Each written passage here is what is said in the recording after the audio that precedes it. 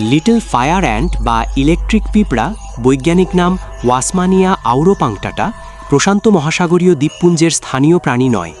1970-এর দশকে মানুষের কার্যকলাপের মাধ্যমে এটি দুর্ঘটনাবশত বিভিন্ন দ্বীপে ছড়িয়ে পড়ে।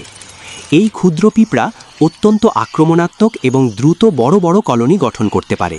বিজ্ঞানীরা এর বিস্তার, আচরণ এবং পরিবেশের ওপর প্রভাব নিয়ে গবেষণা করছেন।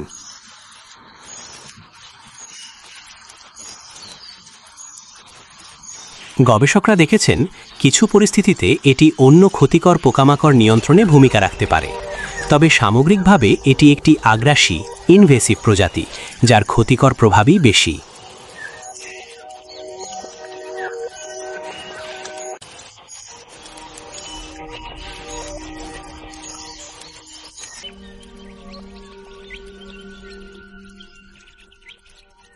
স্থানীয় পোকামাকড় ও ছোট প্রাণীদের সংখ্যা কমিয়ে দেয়, কৃষিজ ফসলের ক্ষতি করতে পারে, মানুষ ও পোষা প্রাণীকে যন্ত্রণাদায়ক হুল ফোটায়, প্রাকৃতিক জীববৈচিত্র্যের ভারসাম্য নষ্ট করে।